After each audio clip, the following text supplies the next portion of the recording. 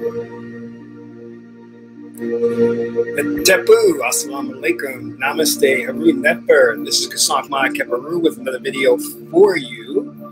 And in this video, I want to talk about how you, as an individual, can access your unlimited power. All right. Before I do that, I want you to hit the like button on this video. And if this is your first time watching, subscribe to my channel to get more notifications on when similar videos like this will be uploaded. And also consider becoming a Patreon supporter. You can do so for as little as $1 a month or $5 as a sliding scale. You get different things depending upon your pledge. So yeah, consider becoming a Patreon supporter. And also remember, we have free ebooks that you can start right now and download right now and start reading, which are very similar to this subject, which is accessing your hidden power. So let's go right into this, because I want to make this kind of like a short video. I don't want it to be too long, but I do have some things to say. Let me just take a, as you know, I'm a big proponent of copper. So if you're going to be drinking anything, liquor, vodka, whatever, I'm just kidding, you should have a copper cups or a copper water bottle, like one here, because copper is very good for you. It aids in like weight loss, it prevents hair loss, and it's an anti-inflammatory, and it reduces, well, it stops, it's anti-aging as well. So it's good for the cardiovascular system. So it's a lot of benefits to copper. So if you can, start drinking out of copper cups, water bottles, and things like that. So anyway, oh yeah, I want to dedicate this to Osir, and Osir, ancient Kemet, and also those Magi's that are joining me. Let me know if you can hear me okay in the chat room. If you can, just say yes, I can hear you. You know. But Osir in the Kemetic culture was known as a number of things. He was known as the god of the dead, the resurrected one, also known as the indwelling intelligence. And the reason why he's known as the indwelling intelligence, because we sort of, we looked at things as an analogy, okay, as above, so below. So Osir not only was seen as the god of the dead because he existed in the underworld with a duat, and he was resurrected, but he is deep within the recesses of the subconscious mind, which is why we call him the indwelling intelligence. All right, and the goal of a Kemetian, or the Kemetic people, is to have Osir resurrect within them. Right now, you're controlled by your Sahu nature, the animal spirit. And if we look at the brain, how the brain is composed, you have the most primitive aspects of the brain, each one wrapped around the other. So you look at the, for example, the mammalian brain, the wrapped around that is the R complex. And the idea is you're going to start and you're going to rise up to the neocortex, which is the Osir within you.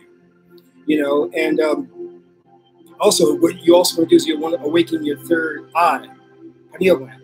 We'll get into that later though. But yeah, so Osir was known as a number of things, the uniter of the upper and lower Egypt. And this is a crown that indicates that in a way. And we can also say uniter of the left and right hemisphere of the brain. All right. So again, the ancient Egyptians were very big on puns and analogies. So they saw, like when they would write a story, it would be a story within a story within a story. You know what I mean? Because they had that much depth and breadth to them. They really got into something.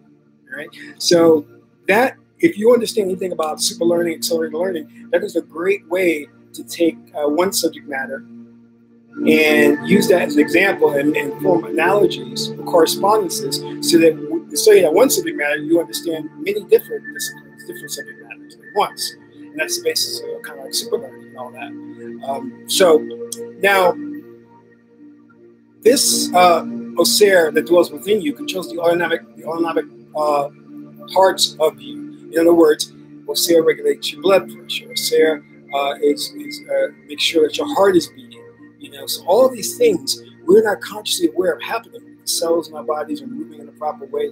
You know, we have the liver and it's doing its job. So all these things are on automatic pilot. But what's controlling them? It's the Osir within us that is doing that. Right, making sure, because if we have to think about breathing every day, we would die because we would suddenly forget to breathe. You know what I mean? And that is Osir on autopilot, controlling those functions within us. All right, and we have to also keep in mind that there's no outside world. So if I say within, I'm just using that to facilitate this conversation because there's really nothing that's within or without. All right, we are consciousness, and everything is just an illusion. It's Maya. It's a fourth dimensional holographic projection meant for us just to have an experience, but there's no in and out. But anyway, so yeah, Osir is the indwelling intelligence, and the goal is for you to rise above the Sahu level, the animal nature, meaning that the knee-jerk reaction, the animal responses that you have to everything. I don't like this, because Osir is symbolized as a mummy, and as this mummy, he doesn't have any propensities for left or right or any emotional responses. In fact, we in the Kemetic culture, we would say that our true self, Osir, is really the self, and the person is the animal nature of who we are. And we make that distinction very clearly because when we're talking, we'll say, my person doesn't like this. My person hates this. You know what I mean? So we understand, which is coming from kind of like neuro-linguistic programming, NLP, that you're commanding the subconscious mind when you speak. And ancient Kemetic people knew this, which is why their language was all centered around identification with the true self, which is the God-man, God-woman.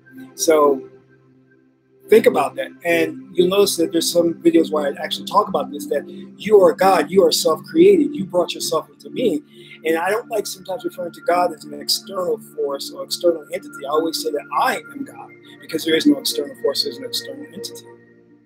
It is you who forgot who you are, and you purged your memory. You did that on purpose so that each lifetime is an authentic experience. Right? Make sense? Now, with that in mind, as I've talked about in previous videos, you are a multidimensional being, right? or meaning that you exist in different parallel realities. Now, before I go on, let me just greet the Magi's in the chat room. Haru, Hetepu, Carnetta, Hetepu, Art, Namaste, Ki, Hetepu, Sekhmet, Goddess, Namaste. So you exist in many different parallel worlds simultaneously, and you're going through those experiences right here and now. Now, your center of focus, your consciousness is focused on this life for a particular reason, because you have a destiny that you are exploring in this realm, and you must focus your consciousness in this realm in order to fulfill that destiny, okay? But at any one time, if you're schooled in the practice, you can shift consciousness to a parallel reality and see what that experience is like. You know what I mean? And that's all about your vibrational frequency, how you change your frequency. Because when you change your frequency, you change to a different experience, or a different parallel experience. Okay?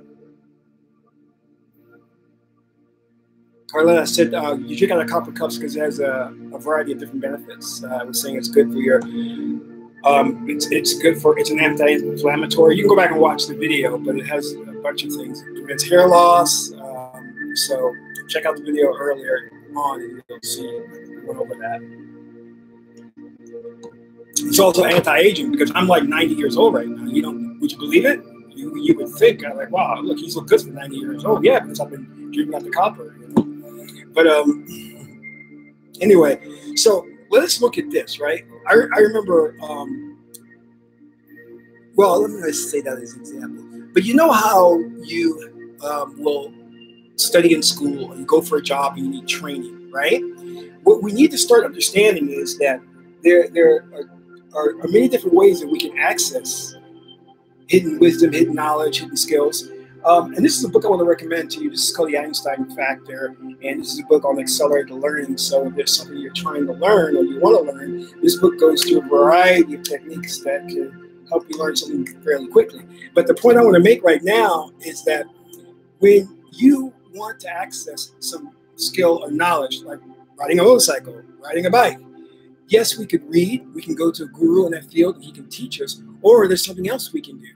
We can access a parallel self, a parallel version of us who maybe is an expert at riding a motorcycle or a bike, or an expert skater. In this society, we have not tuned into that knowledge and wisdom.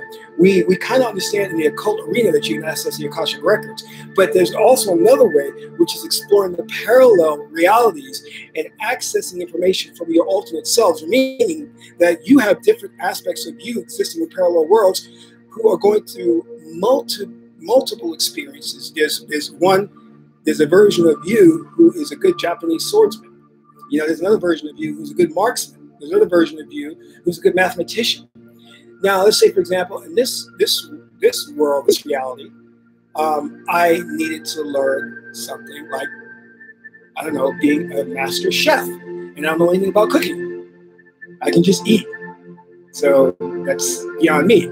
Now, if I go into trance and I am going to change my vibrational frequency to access my alternate self, who is a master chef, and then gain that knowledge and wisdom from that person and bring it to my reality here. All I'm doing is vibrating to a certain frequency where I can access that individual's knowledge. You understand what I'm saying? And that's the beauty of this. And I call this integration, where you're integrating and balancing out, because that ultimate parallel self can also access you and take from you or exchange from you your knowledge and your wisdom. Where it's lacking, you can make up for that. So it's like an exchange program. You know what I mean?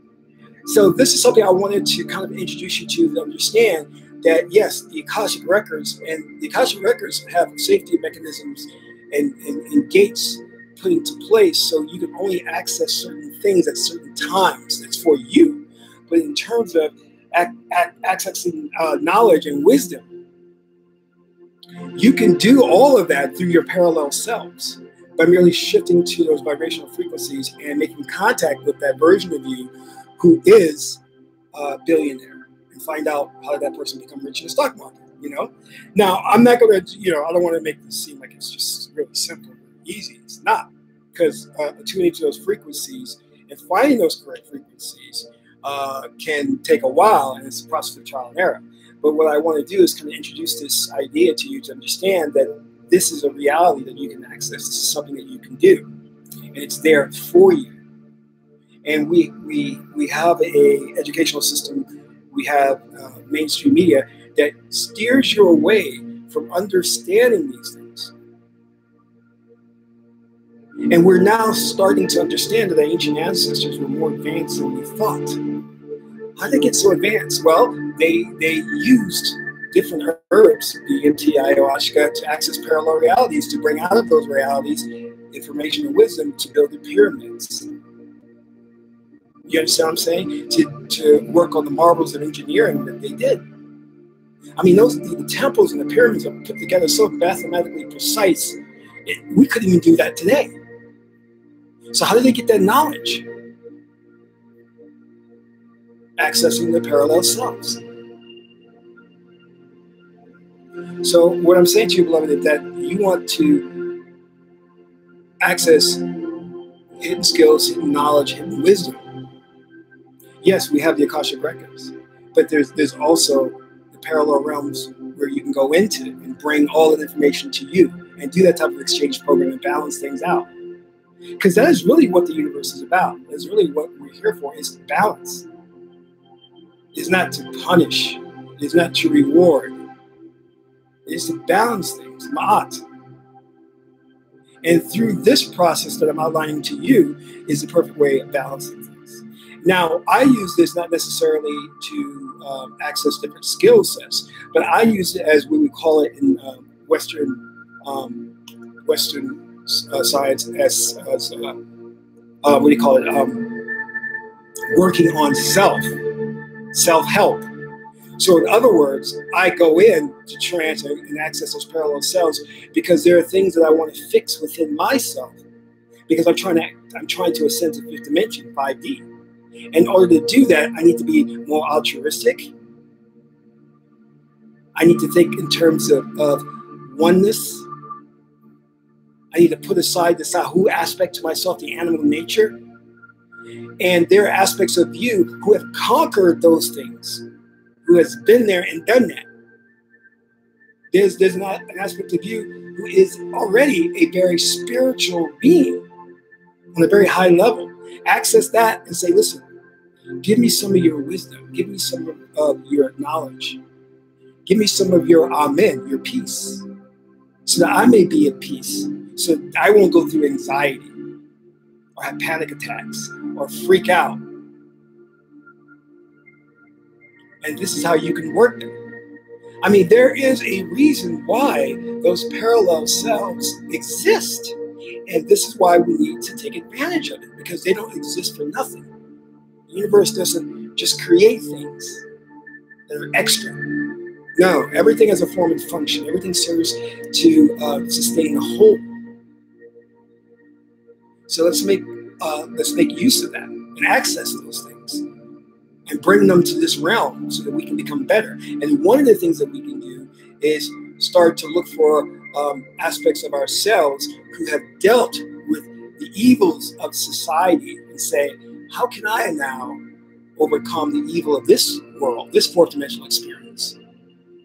How can we defeat those who are the ruling elite, who are in power? How can we defeat those without a military or a physical confrontation? What's the secret to doing that? You did it in your world. Show us how to do it in our world. All right? That's what we need to be tuning into and working on. Yes, it's great to, like I said before, access and get those skills and knowledge that you may want to possess here. Like, hey, I want to be an expert race car driver. I want to learn how to be a chemist. Great. But one of the things I'm pursuing is spiritual development or self-help or whatever you want to call it. And hey, I want to be a master hypnotist. Let me access that individual who has studied hypnotism and who's a master at it in that alternate reality and find out the secrets of that. Now, there are also other ways, which is in Francis Barton's book, The Practice of Magical Evocation, where you can access genii, and these genii will give you information on that particular subject matter. So there's many different ways we can go about this, but the information is there and it's readily available. Why we don't make use of it? Because we're living in a society that suppresses this information. Because all they want to do is they want to throw at you about some rapper who's died, so you can just get your focus all on that and not really look at the powerful information and knowledge that's out there that can help uplift you. You understand? They have to distract you. So what better way to do that is through entertainment. And to keep you preoccupied with these individuals who are nothing more than super capitalists. Because all they're doing is they're taking advantage of a capitalist system, which is not the correct system we should be living in. And they're hoarding the money. And it's not going to help you any that they're rich. How is that going to help you? It's not going to help you. So what I'm saying is, don't be preoccupied with them and the accolades they get and the awards they get. Think about you, how you can better yourself, and what you can do to further the cause of helping the planet to shift to a different vibration to get us out of the condition that we're in now. Because right now we're caught up in this whole idea of idol worship, worshiping movie stars, music stars, or musicians. And we think that these people are, how should we say it? They got their act together. No, these people behind closed doors are doing the most decadent stuff. So don't idolize these people. Idolize Osir. Idolize the God, man, God, woman within you. And every day work and strive to become that.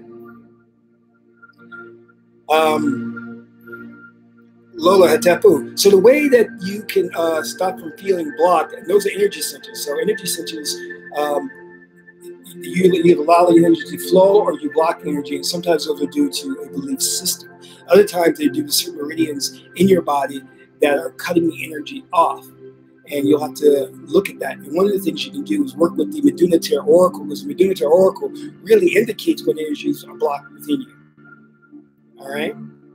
And Kevin Davis Adepo.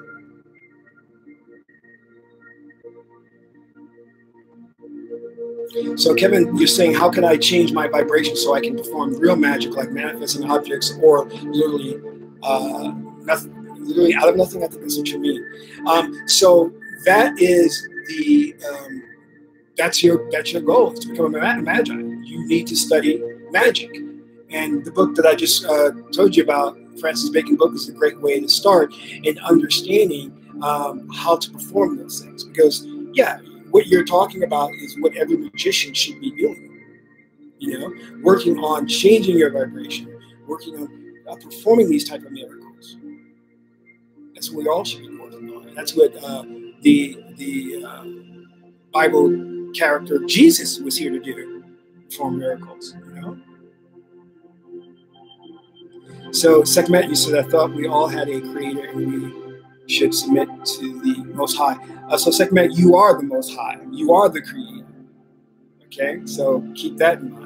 And Sekhmet, your name is very powerful, very powerful. All right. And GK, Tepu, how you doing?